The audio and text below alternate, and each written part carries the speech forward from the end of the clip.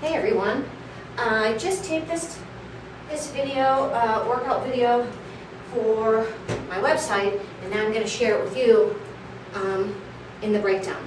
So it was a pyramid, so we started with 2 reps of everything and then climbed by 2s, 4, 6, 8, 10, and then down the other side. And the moves were simple. They're basic moves that you can use. I used my sandbag for everything. You can use dumbbells or various other kinds of weights that I've referenced like repeatedly, so I'm so sick of hearing me say it. 16-ounce bottles of water, soup cans if you're a complete beginner, gallon jugs of water filled with water or sand. Okay, so, and some of the moves can be done, you know, with nothing, but if you're going to do a burpee clean and press, even a complete beginner who's using an elevation, a table, a bench, a chair, to do the burpee, should have a couple of something that they can bring to their shoulders and then press. And obviously you want to have a little bit of weight to row. So what we did was, with my sandbag, I did 2 burpees. So I started out here, okay, did my push-up, jumped in, cleaned it, and pressed it, okay, 2 times. Okay, and then I actually kept it after the second press and did 2 squats. Okay, and then down for the rows.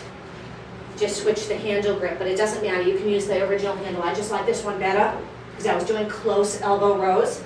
Okay, then dropped it to the side of my mat, came down, put my hands just in front of my sandbag, reached under with a good reach without moving the hips, so really reach, and then as you pull it, get that full extension so that you squeeze the back of your shoulder. Squeeze back there, okay? And then reaching way under again, using your abs and not your, don't tip your hips. Again, okay? And then bring your weight to there. And I did what I call a double crunch. So what did we do? We did this. So I squeezed, I tilted my pelvis, okay, so that everything is squeezed. And then I brought it up to over my face and then just touched my shins and down. Up to over the face, touch the shins either with a pike up like that, or you can bend the knees ever so slightly, okay?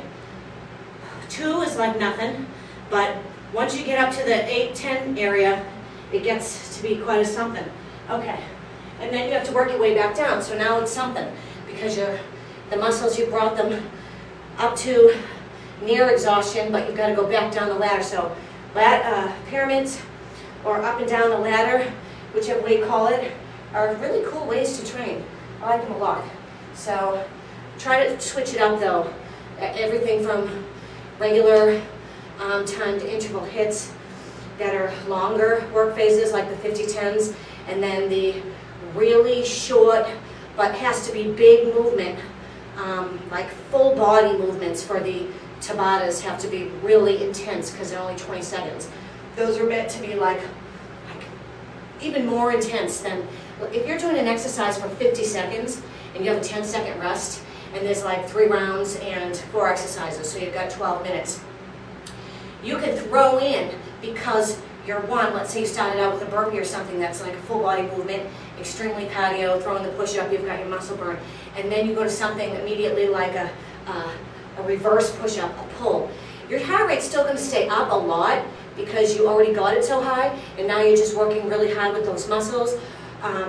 So it works in that capacity to do like a sort of a smaller movement like that, where you're just isolating a couple of muscle groups. But for 20 seconds of work, any of the modified versions of Tabata, you want to do bigger movements so that your heart rate stays super high because it's a shorter work phase.